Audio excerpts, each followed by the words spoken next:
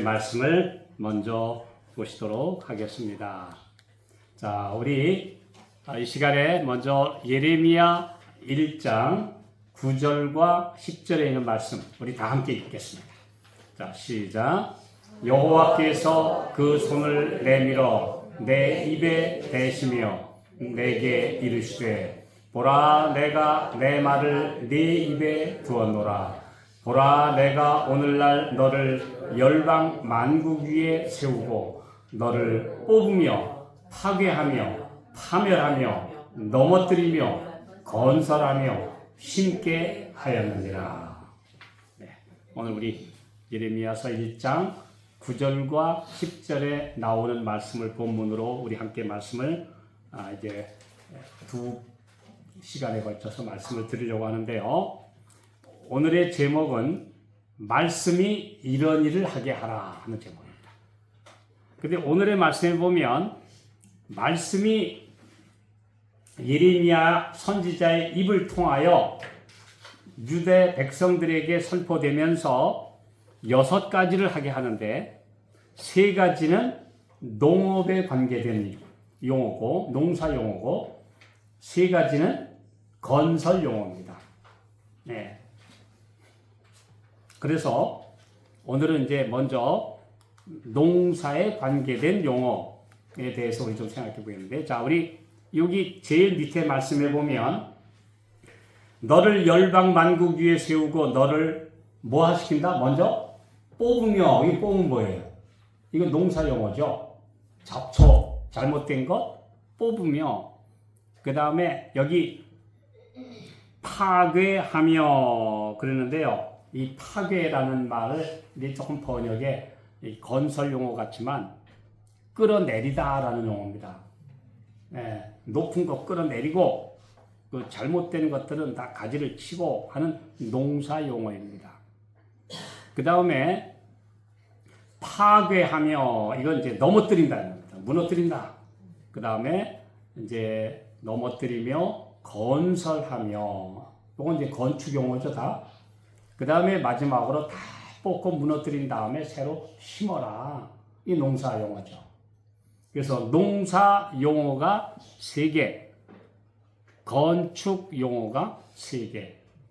하나님의 말씀이 이스라엘 백성, 유대 백성들의 남은 자손을 어떻게 하느냐? 먼저 잘못된 건 뽑고, 그 다음에 자아가 커지고 올라간 것은 다 가지치고 쳐서 넘어뜨리고 끌어내리고, 그 다음에 순수한 신앙의 종자를 새롭게 심어라. 이렇게 농사 용어가 3개. 그 다음에 이제 다음 말씀에 우리가 또 연구하겠습니다만, 이제는 잘못된 거는 파괴하고, 그 다음에 다 넘어뜨린 다음에 새로 건축해라. 이게 건축 용어 3개. 이렇게 3대 3으로 말씀을 하셨습니다. 자, 그래서 오늘 특별히 하나님께서 우리에게 뭐를 제일 먼저 필요한 게 뭐냐 하면 뽑아내라는 겁니다. 뽑아내라. 자, 우리 여기 부정적이고 망가뜨려야 할 것이 4개. 그 다음에 새롭게 심고 건설하고 세워야 되는 게 2개. 우리가 우리 삶에서 3대 3입니다. 무너뜨리고 뽑아내고 이래야 될 것들이 더 많고, 그 다음에는 순수하게 하나님의 말씀으로 다시 건축하고 새롭게 아주 좋은 씨를 심어야 되고, 이제 우리가 그렇게 가꾸어야 된다. 이런 말씀을 여기서 하고 있습니다. 자, 이제 하나님께서 예레미야를 통해서, 자, 예레미야가 무슨 무력이 있습니까? 아니면 권력이 있습니까? 대단한 힘이 있습니까? 아니요. 예레미야가 할 일은 오직 하나님의 말씀을 받아서 말씀을 전하면 그 말씀이 그런 일을 하게 될 것이다. 이 말씀을 올바로 받아들이면 마음속에 있는 이기심과 세상을 사랑하는 나쁜 마음이 뿌리채 뽑혀나가야 되고, 그 다음에 자아라고 하는 우상이 다 넘어뜨려져야 되고, 그 다음에 내 못된 성벽들 다 헐어버려야 되고, 그 다음에 하나님께서 새롭게 이 사람을 만드셔야 한다. 이것이 누가 해야 되느냐? 말씀이 성령의 능력을 힘입어서 그 사람들 안에서 이런 일을 해야 된다. 특별히 유다는 국가적으로 망해야 돼요. 바벨론에게 지금 멸망 직전에 있었어요. 그래서 유다 나라는 이제는 이걸 두고 리모델링 하기에는 너무 안 된다. 너무 망가지고 너무 완전히 기울어버려서 이거는 다 뽑아버리고 저 바벨론의 포로로 가서 그 우상 숭배하는 그 못된 성벽들, 수백 년 동안 내려왔던 그 타락한 모든 전통, 관습 다 뿌리채 뽑아버리고 그 다음에 새 사람 돼서 넘어오는 남은 무리를 통해서 새롭게 하나님의 택한 백성을 심으시겠다. 이런 말씀을 여기서 해주시고 있는 겁니다. 그래서 예레미야는 만국의 선지자예요. 우리나라가 잘 됩니다, 잘 됩니다 하고 복 받는 거 전도하러 다니는 사람이 아니고 망해야 된다. 바벨론에게 굴복해야 된다. 그 다음에 바벨론의 포로가 될 것이다. 그리고 철저하게 망하고 그 다음에 회개하고 돌아올 것이다. 너희 후손들이. 인기 없는 설교가죠. 복 받고 잘 되는 거 설교하면 사람들이 좋아하는데 예레미야는 인기 없는 설교가예요. 완전히 안 된다는 거예요. 이게 망하는 거. 이것을 예레미야는 그 시대에 할 수밖에 없었고 그래서 예레미야를 가리켜 뭐라고 그래요? 눈물의 선지자다. 더군다나 그는 하나님께서 그랬어요. 너는 아예 이 나라가 지금 완전히 하나님을 떠나서 잘못했기 때문에 복 받는 거하고는 거리가 멀어. 너도 아예 결혼할 생각도 하지 마라. 너는 이 땅에서 아예 아내도 얻고 하지도 마라. 왜? 고생길이 훤하고 가야 될 길이 순교의 길이고 고난의 길이니까 너는 이 백성 앞에서 그거 보여줘라. 그랬어요. 그래서 예레미야는 정말 독신으로 살다가 그 마지막 백성들과 함께 끝까지 호소하는데도 끌려가서 애굽에 가 살다가 자기 동족들의 손에 의해서 순교당하고 마는 그런 운명의 선지자였습니다. 그래서 여기 보면 말씀으로 이 사람들을 철저히 뽑아내고 넘어뜨리고 부서뜨리고 그 다음에 새롭게 심어야 되는 작업을 해야 한다. 이렇게 가르쳐 주셨습니다. 자, 여기 이런 말씀이 있습니다. 자, 우리 여기 나오죠? 뽑으며 파괴하며 라는 말이 끌어내리며 그 다음에 세 번째로는 심는다.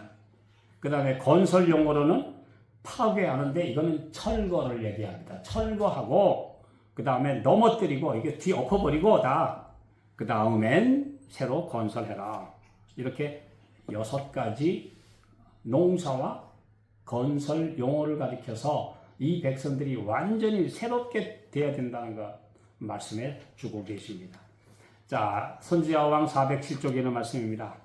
하나님께서는 젊은 예레미야가 자기 임무에 충실하고 큰 반대에도 불구하고 의를 위하여 굳게 설 자임을 보셨다. 그는 어린 시절에도 충성스러움을 보여주었고 이제는 십자가의 선한 군사로서 고난을 견뎌야 하였다. 하나님께서 예레미야가 충성된 걸 보셨어요. 하나님께서 아브라함을 택하실 때도 나 여호와가 아브라함을 택한 것은 내가 의와 공도를 행하게 하려고 그를 택하였나니. 그런데 거기 킹제임스에게 보면요. For I know him. 내가 아브라함을 알므로 그를 공도를 행하게 하려고 택하였나니. 그래서 예레미야한테 아예 그러셨어요. 나는 내가 태어나기 전부터 너를 내가 택했다.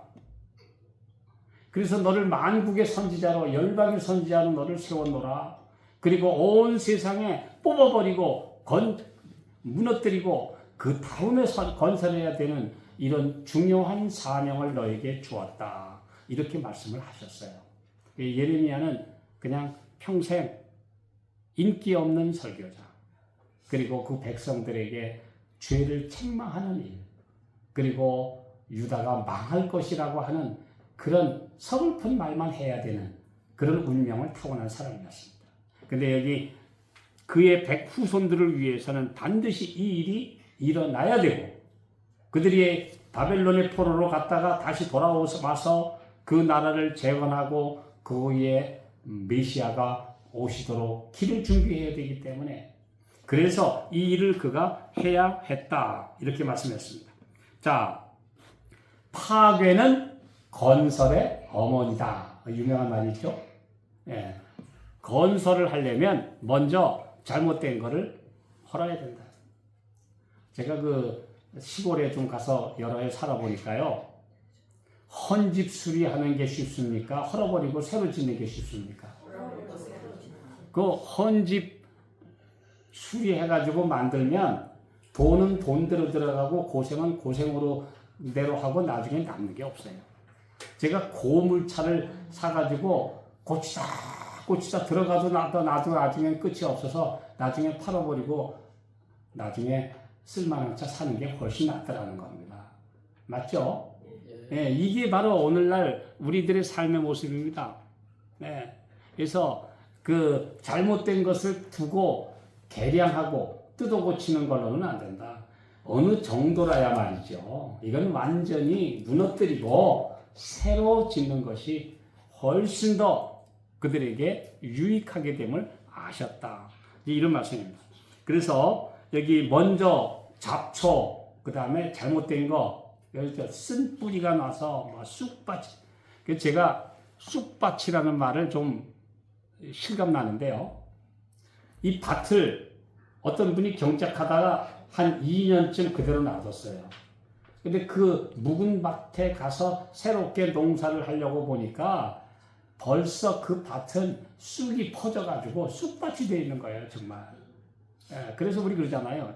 밭 망가진 거 보면, 어휴, 저거 쑥밭이 됐네. 쑥대밭이 됐어. 제가 평창교회 마당에 잔디를 심고 잔디를 관리했는데 매일 아침에 눈 뜨면 일어나서 운동 삼아 나가서 그 잔디 속에 올라오는 쑥 뽑아야 돼요. 쑥. 만약에 제가 한 달만 게을러가지고 안 하면은 얼마 있다 보면 잔디는 쭈그러들고 쑥이 다 퍼져요. 그게 바로 쑥은 가꾸지 않아도 잘 퍼지고 곡식과 순수한 이런 잔디는 안 가꾸면 바로 소멸된다. 이게 진리예요. 그래서 뽑아버려야 돼요. 계속 뽑는 거예요. 할 일은 계속 뽑아줘야 돼요. 잡초 뽑아줘야 돼요. 잡초 뽑아줘야 돼요. 여러분 농사를 해보신 분들은 여름에 비가 막 온 후에 잡초 다 뽑은 줄 알았는데 보면 안에서 하얀 속뿌리와 함께 올라오는 무수한 잡초를 보니 아이고 그냥 농부의 마음을 너무 힘들게 하는 그 잡초들, 뭐 그냥 오죽하면 그래요. 뽑고 돌아서면 또 나온다고 할 정도로 얼마나 많은 잡초들이 그냥 올라오고 있는지, 이게 바로 우리 마음밭을 그대로 표상하고 있는 것입니다. 그래서 뽑아버려라. 자, 그러면 무엇을 먼저 뽑아내야 됩니까? 자, 우리 첫째 디모데전서 6장 10절 함께 읽어볼까요? 시작. 돈을 사랑함이 일만 악의 뿌리가 되나니 이것을 사모하는 자들이 미혹을 받아 믿음에서 떠나 많은 근심으로써 자기를 찔렀도다. 돈 싫어하는 사람이 어디 있습니까? 돈 참 좋죠. 돈만 있으면 뭐든지 다 할 수 있고 또 대우를 받을 수 있고 편하게 지낼 수 있고 뭐 자기 마음대로 할 수 있고. 그 사람들이 돈 싫어하는 사람 아무도 없어요. 근데 돈을 사랑하면 안 돼요. 그래서 너희들은 돈을 미워하라고는 안 했어요. 잘 관리하라고 그랬고 돈의 노예가 되지 말라고 그랬지, 돈을 사랑하면 문제가 되는 거예요. 돈을 돈이라고 하는 것은 필요악이기 때문에 그것을 적당히 관리하는 대상이지, 돈을 사랑하고 애착을 느끼게 되면 결국은 돈의 노예가 된다. 그렇기 때문에 돈을 사랑하는 마음을 이걸 이게 일만 악의 뿌리가 되나니 이것 때문에 얼마나 많은 사람들이 믿음에서 떠나 많은 근심으로 자기를 찔렀도다. 속히 부하려 하는 사람들은 다 유혹에 빠진다. 속히 부하는 게 뭐예요? 금방 부자 되려는 사람. 예, 금방 부자 되려는 사람. 저도 전에 여기 이렇게 지나가다 보면 복권 파는 데가 있어요. 뭐 1등 당첨을 4번을 했고 야, 저거 진짜 당첨되는 사람도 있나? 한번 되면은 큰 돈 버나? 호기심을 가졌었는데요. 말씀 보다가 아니 그런데 관심을 두고 그런 욕심을 부린다면 내가 어떻게 하나님의 낯을 뵙고 사람들에게 진리를 말할 수 있단 말이야. 그래서 아예 호기심을 제로 잘라버리기로 결심하고 나니까 그 다음에는 이제 지나다니 또 아무 유혹도 안 받아요. 근데 그전에는 그거 한번 사볼까? 또 옛날 어떤 사람이 그래. 어디 뭐 좀 돈이 생기면 이게 투자를 하면 그걸로 돈을 벌 수 있지 않을까? 그런 유혹 누구나 받죠. 예. 그런데 지난번에도 어떤 분들이 돈이 생긴다는 바람에 많은 사람들이 투자했다가 지금 낭패를 봤다고 하는 얘기를 들으면서 글쎄 나는 왜 괜찮았을까? 투자할 돈이 없었으니까 괜찮았을 것 같다. 돈이 있었으면 혹시 유혹을 받았을지도 모른다. 그거 안 가졌으니까. 그 투자할 여력이 없으니까. 그러니까 유혹을 안 받았을 것이다. 그런데 만일의 경우에 어떤 분이 며칠 전에 그래요. 아니 서울에 오셔서 10년씩 살았는데도 아파트 하나도 당첨을 못 받았어요. 왜? 넌 아파트 산다는 생각도 안 했고 투자할 여력도 없었거든. 그랬더니 아이고 서울에서 10년 했으면 무조건 질러놓고 봐야지. 무조건 가서 하나 신청을 해서 당첨만 됐으면 그냥 몇 억은 벌 거 아닙니까 옛날에. 그래요? 그런 수도 있었나? 이 사람들이 어때요? 자꾸 누구 말에 이렇게 넘어가게 되면 미혹을 받습니다. 그래서 오죽하면 나중에 영끌족이라고 영혼까지 탈탈탈 털어가지고서 샀는데 보니까 아니 이게 이제는 갚아 나갈 돈인 야단이지 이자는 올라가지요 집값은 떨어지죠. 많은 근심으로 자기를 찔렀도다. 네, 많은 근심으로 속히 부하려 하는 자들. 네, 정상적으로 부자가 되는 것은 하나님께서 정죄 안 하셨어요. 속히 부하려 하는 자들. 짧은 시간에 빨리 돈을 모으려고 하면 반드시 유혹에 빠진다. 이렇게 분명히 말씀하고 계십니다. 그래서 이걸 뽑으라. 내 돈에 대한 애착을 뿌리 뽑아야 한다. 또 어떤 거 뿌리 뽑아야 될까요? 이 세상에서 우리는 그리스도께서 이기신 것 같이 이기는 자가 되라는 요청을 받고 있다. 그러나 이기는 자가 되기 위해서는 우리는 이 세상에서 육의 성향들의 애착을 갖고 있어서는 안 된다. 모든 이기심은 뿌리채 잘라버려야 된다. 가장 많이 뽑아버려야 될 것은 뭐냐? 이기심. 모든 죄의 총뿌리요, 총제목이 이기심이니까. 그래서 이기심을 끊어버려라. 네, 이기심을 끊어버려라. 이거 안 하면 결국은 세상의 잡초가 내 마음에 와서 다 뿌리를 내리고 만다. 여기 분명히 이게 농사용어예요. 예. 예수님이 이 땅에 계실 때도 주로 얘기하신 게 3가지 얘기하셨어요. 제일 많이 얘기하신 게 농사. 2번째가 고기 잡는 거. 예. 그 다음 3번째가 마지막으로 건축용. 이 3가지 얘기하셨어요. 3가지. 사람들이 제일 많이 접하는 거니까 농사하고 고기 잡고 집 짓고 이 3가지가 다 우리의 영적인 삶에 다 나타내는 하나의 비유로도 또 현실적이고 관련이 있기 때문에 그래서 이렇게 말씀을 하셨어요. 자, 그래서 또 볼까요? 우리는 마음을 새롭게 하여 변화를 입어야 한다. 잘못된 성격과 감정들 뿌리채 도려내고 대신 하나님의 영을 힘입어 거룩한 품성과 감정들을 심어야 한다.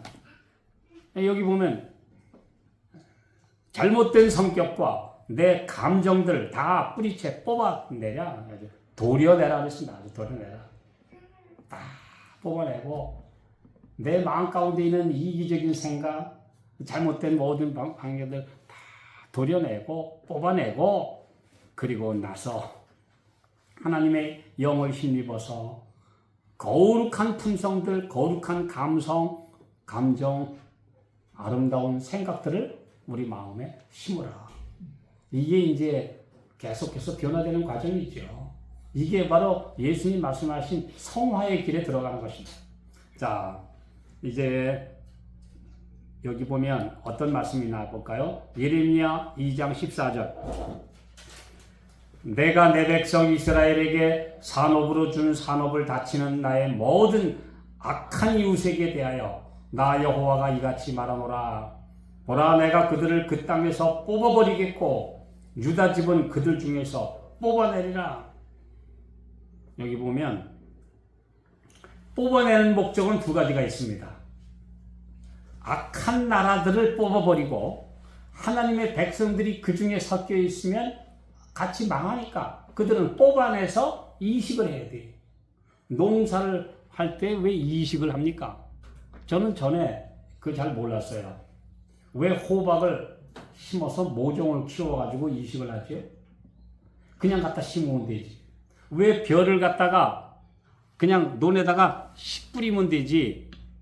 왜 꼭 모판에서 키워가지고 다시 이식을 합니까? 왜요?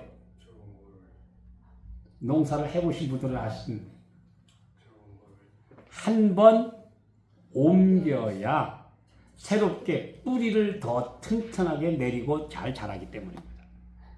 그냥 약하게 그냥 심어 놓으면 뿌리가 얇아도 생존할 수 있으니까 뿌리가 조금밖에 안 내려요. 근데 이 뿌리를 모종을 뽑아서 또 다시 다른 곳에 이식하게 되면 이 식물이 이제는 절대 내가 다시는 죽지 않기 위해서 강하게 뿌리를 내리게 됩니다. 그래서 이식해야 뿌리가 더 강해집니다. 그래서 심어서 모종을 키워서 다시 한번 옮기는 거예요. 저는 그랬어요. 그 직파하면 되는데 왜 꼭 그렇게 이식을 하나?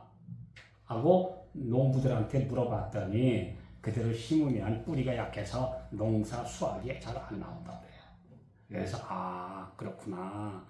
옮겨줘야 식물도 생존을 위해서 뿌리를 많이 내리고 많은 뿌리로부터 영양을 흡수해야만 제대로 자라서 열매를 내는구나. 그 이치를 그때 배우게 됐어요. 그래서 여기 보면 하나님의 백성도 그 악인들 중에 섞여 있는데 그대로 두면 안 되니까 뽑아다가 내가 제대로 자랄 곳에다가 내가 옮겨주겠다. 여기 이 말씀을 하고 있어요. 자, 그래서 이런 말씀이 있습니다. 자, 우리 한번 읽어볼까요? 다 같이? 자, 시작. 모든 쓴 뿌리들을 뽑아버려서 재앙적인 감화로 물들지 말도록 하라. 그대의 마음의 토양에서 단 하나의 독한 초목도 남아있게 허용하지 말라. 바로 이 시간에 그것을 뽑아버리고 그 대신 사랑의 초목을 기르라. 여기 보면 아주 독한 거, 잘못된 거 다 뽑아버리라. 특별히 시골에 가서 농사를 해보시면 이 밖에 있는 다른 밭이 아닌 곳에 있는 곳과 이렇게 근접해 있는 땅은 조금만 관리 안 해주면 그쪽에서 잡초와 그 다음에 그 줄기, 가시가 있고 이런 줄기들이 그대로 밭으로 내려와가지고 그 곡식을 다 휘감아버립니다. 예. 우리가 보통 식동굴이나 또는 그 가시동굴들 이런 것들을 보면요. 금방 내려와가지고 그냥 밭에 와서 감아버립니다. 그래서 여기 보면 그런 것들을 철저하게 뽑아버리지 않으면 그러면 그대의 마음 가운데 이 악한 것들이 자리 잡게 된다. 예. 참 오늘날 잡초들 참 많습니다. 제가 요즘에 좀 이렇게 운동을 위해서 양평에 이제 그 강변에 가서 좀 걸어보려고 하는데, 거기 보니까 맨발로 걸으면 안 되겠어요. 제가 어제 거기서 좀 걸어보려고 갔다가 순식간에 뱀을 몇 마리 발견했어요. 그 맨발 씻고 돌아다닐 수 있는 강변이 아니더라고요. 이야, 많구나. 어제도 그냥 하마터면 뱀하고 완전히 큰일 날 뻔했어요. 이제 벌써 이제 이렇게 이 천연계에도 이 자연계에도 그냥 놔두면 다 유익한 것만 자라는 게 아니에요. 예. 거기 보니까 그냥 독사가 그냥 또아리를 틀고 있는데 가는 분들 여러분들 제가 봤어요. 그걸 보면서 그냥 놔두면 행복한 게 아니에요. 잡초가 더 많이 자라고 독초가 더 많이 자라고 그 다음에 독한 벌레와 독한 그런 것들이 더 여기저기 지금 널려 있구나. 그냥 우리 생각에는 자연 속에 가면 다 행복하고 자연 속에 가면 다 건강하고 자연 속에 가면 다 아름답고 편안할 것 같지만 그곳에도 역시 걸어가는데 하루살이가 그냥 눈으로 입으로 공격을 해 들어오죠.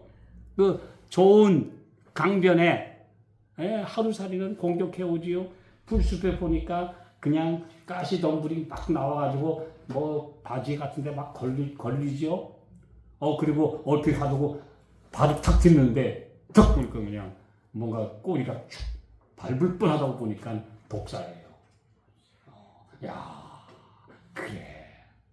이 땅은 저절로 행복하게 되는 게 아니야. 항상 나쁜 것들이 더 득식을 거려.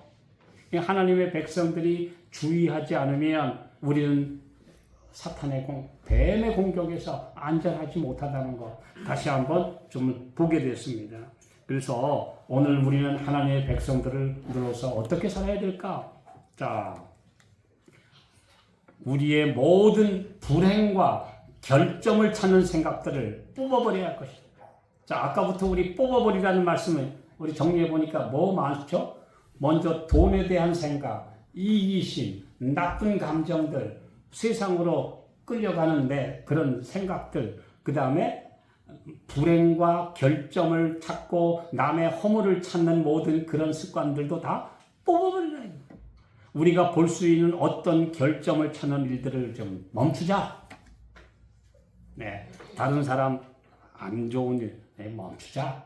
그랬어요. 제가 자전거를 처음 배울 때 여러분 아마 자전거 배우실 때 아마 같은 경험을 했는데요. 처음에는 이 학교 운동장에 가서 넓은 데 가서 배웠어요. 뒤에서 누가 붙들어주고 가다가 그런데 이제 나중에 길을 간 거예요. 길로 갔는데 넓은 길은 안 보이고 옆에 있는 길 옆에 또랑만 보여. 그래서 또랑 피하려고 하는데 자꾸 또랑으로 들어가요. 이게 안 좋은 걸 보면 안 좋은 거로 가요. 넓은 길을 보고 가는 게 아니고 자꾸 저 옆에 또랑으로 갈까봐 무서워하면서 또랑 쪽으로 가고 있는 그래서 여러 번 넘어지기를 반복하면서 이제 배우게 됐는데요. 그 다음에 익숙해지니까 또랑이 보입니까? 길이 보입니까?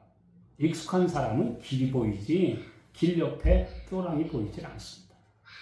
하나님께서 우리에게 주신 것은 앞으로 곧장 나아가는 바른 길을 보라고 하셨지 자꾸 안 좋은 것들을 보면서 그것들을 염려하고 그것들만 생각하면 내 머리를 그것들로 채우게 된다.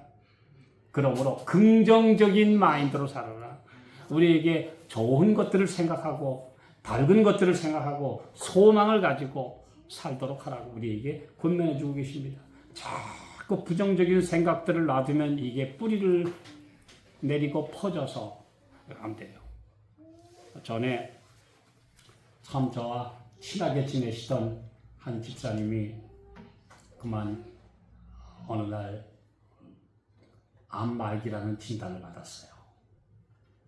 근데 제가 그분이 이제 진단을 받는데 본인한테 이야기 안 해주고 가족이 올라오라고 의사 선생님이. 그래서 제가 이제 교회 대표로 가서 의사 선생님을 만났더니 가족 대표가 오라고 그랬는데 왜 왔느냐. 그래서 그분이 지금 여러 가지 어려워서 제가 교회 대표로 우리 결과를 보러 왔습니다 하고 이야기를 했더니 이분이 고민하면서 그때만 해도 환자들한테 당신 암 말기요 하는 소리를 잘 안 해줄 때입니다. 1980년대 초반이었기 때문에 그분이 머리를 극적이면서 왔다 갔다 하시더니 이걸 어떻게 설명을 해야 되나 그랬더니 혹시 시골에 사세요? 그래서 아니 시골을 잘 압니다. 그랬더니 좀 민들레, 우리 의사들은 이런 걸 민들레라고 그러거든요. 민들레라고요? 그게 무슨 말씀입니까? 그랬더니 그 왜 있잖아요. 왜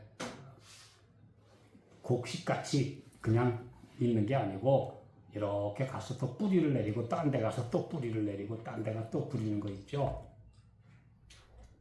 그걸 뭐라고 그래요? 전이라고 하는데 이거 사실은 환자들이 들으면 너무 상심할까봐 용어를 잘 안 씁니다. 그래서 우리 의사들끼리 쓰는 용어로 민들레라고 합니다. 전이 됐다 이거예요. 전이 됐다 이거예요. 그래서 제가 가족이 오시라고 했는데 그냥 이제는 현재로는 병원에서 해드릴 게 없습니다. 그냥 편안하게 계시고 잘 잡수시는 것밖에 제가 해드릴 처방이 없습니다. 그런 아주 청천벽력 같은 선고를 제가 들었어요. 1983년도입니다. 제가 이 40여 년 전에 이야기를 요즘에는 의사들의 책임과 의무 때문에 고지를 합니다. 왜 그 당시는 안 했어요. 그래서 제가 그 얘기를 들으면서 우리는 퍼진 암, 전이 된 암 이런 것들을 그 당시에 민들레다. 잡초다. 뿌리가 이미 퍼졌다. 그래서 이제는 현대의학으로 손 쓸 방법이 없다라고 하는 선고를 하는 것을 제가 직접 들었었습니다. 오래전에 그 얘기를 들으면서 오늘 그렇게 되기 전에 뽑아내라 얘기했어요. 뽑아내라. 뿌리 깊은 우상 숭배와 형식화된 종교를 하나님께서 그대로 두실 수 없어서 이식 작업을 하셨다. 극약 처방으로 바벨론의 포로가 되도록 하시고 그래서 알곡을 다시 가꾸어서 돌아오게 하셨다. 그랬습니다. 자, 또 다른 말씀 하나 볼까요? 목사에게 보내는 증언 178쪽입니다. 교만과 세속적인 야망을 완전히 우리 마음에서 뽑아버려야 한다. 교만, 세속적인 야망, 이건 다 완전히 뽑아야 돼. 그냥 철저히. 여기 영어에서 보면 철저입니다. 철저하게 뽑아버려라. 이거 뽑지 않으면 이것이 내 마음을 점령한다. 이렇게 이제 말씀하고 계십니다. 그래서 말씀이 우리 마음 가운데서 이런 것들을 뽑아버리게 해라. 두 번째로 농사 용어의 이제 두 번째 뭐냐면 끌어내리라. 로마서 12장 16절. 자, 시작. 서로 마음을 같이 하며 높은 데 마음을 두지 말고 도리어 낮은 데 처하며 스스로 지혜 있는 채 말라. 자아가 커진 것 끌어내려라. 내 야망 끌어내려라.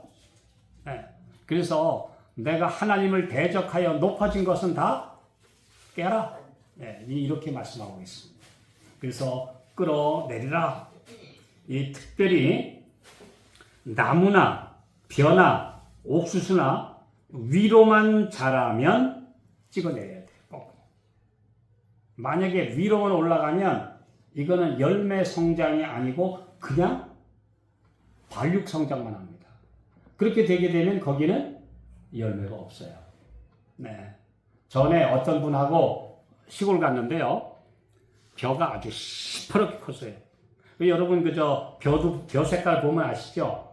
벼가 아주 거름을 너무 많이 주고 질소 성분이 많으면 아주 거의 시퍼렇다 못해 시꺼멓게 그냥 벼가 이렇게 컸는데 우리는 벼가 잘 자란 줄 알았더니 함께 가시는 장로님이 그래요. 아이고 저 집에 농사 망쳤네요. 저렇게 시퍼렇게 커가지고 벌써 한여름이 지나가는데 이 저래가지고는 저 열매 안 달립니다. 올해 농사 망친 겁니다. 왜 그럼 저 집은 왜 저렇게 됐습니까? 그랬더니 아직 농사를 잘 지을 줄 몰라서 아마 요소 비료만 많이 준 모양입니다. 네, 질소 성분만 많이 주어가지고 그냥 시퍼렇게 자라긴 했는데 저렇게 자라가지고는 열매가 없습니다. 적당히 자라고 열매 쪽으로 영양소가 가야 하는데 저렇게 잘못 질소만 줘놓으면 자기 몸체만 커졌지 열매가 없다는 거예요.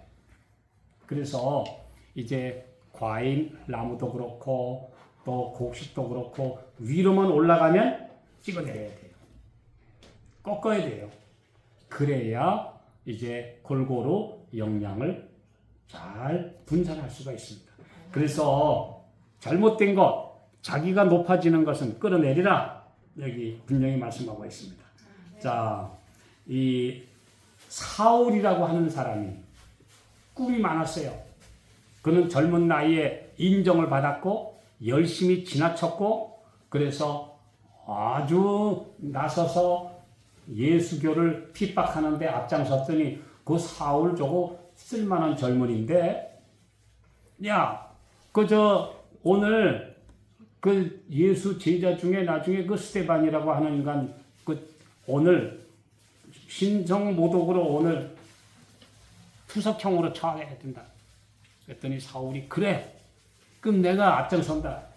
그래가지고 사울이 그날 스데반 죽이는 데 가가지고 야 너희들 부정 안 탈려면 이 옷을 사람 죽이는데 입은 옷은 이거 부정을 타기 때문에 일주일 동안 못 입고 다니니까 이거 나한테 다 맡겨. 그래가지고 스데반 처형하는 사람들이 옷 다 벗어가지고 누구한테 맡겼어요? 사울한테 맡겼어요. 사울이 내가 다 맡아줄 테니까 너 가서 그 광신도 예수교 광신도 스데반 죽여라 오늘. 그 덕으로 사울이 출세해가지고 대제사장의 신임을 얻어가지고 예수교 당멸 총책임자가 됐어요. 그래가지고 남녀를 끌어다가 옥에다 던지고 무조건 예수교 믿는 사람들은 죽이는데 가편 투표하면 내가 선동해가지고 다 처형시켰다. 그런 얘기하고 있죠. 네. 그 나중에는 이 유대 안에서 이제 예수교는 내가 뿌리채 뽑아야 된다. 그래가지고 저 다메섹까지 가서 거기 있는 기독교인들 다 잡아 죽이겠다고 나가다가 그날 거꾸로진 거예요. 근데 우리가 재밌는 건요. 사울이라고 나오다가 어느 날 갑자기 바울로 변해요. 이게 언제부터 변하느냐? 사도행전 13장 9절 이후로 사울은 없어지고 바울이 등장해요. 왜 그럴까? 왜 이름을 바꿨을까? 좀 궁금하시죠? 왜 사울이라고 하다가 갑자기 언제부터는 바울이 돼가지고 아예 바울만 나오나? 그 이유는 똑같은 이름인데 사울의 히브리식 이름은 사울입니다. 히브리식 이름은 사울이고 로마식 이름은 바울이에요. 이게 히브리어와 로마어의 차이인데 뜻이 달라요. 같은 글자인데 히브리식으로 사울이라고 하면 요구한 거예요. 욕심낸다, 요구한다, 뭐든지 요구한다. 사울이란 이름의 뜻은 내가 더 많이 요구하는 이름이 사울이에요. 근데 그가 예수님을 만나고 보니까 그 이름이 이건 마음에 안 들어. 내가 뭘 그렇게 요구해서 세상에 출세하고 싶어? 이거 아니야. 로마식 이름. 내가 원래 로마 시민권자이기 때문에 로마식 이름이 있는데 그 이름은 바울인데 바울의 이름의 뜻은 작은. 네. 그래서 나는 작다. 이런 의미. 이제부터는 내 이름을 이제 사울이라고 쓰지 마시오. 내가 히브리식 이름은 보니까 욕심내고 맨날 요구한다는 이름이고, 내가 이제 로마식 이름으로 따지면 나는 작은 존재야. 이제부터 나는 내 이름에서 사울은 삭제됩니다. 나는 이제부터 예수님 안에서 나는 작은 자요. 내가 작은 자.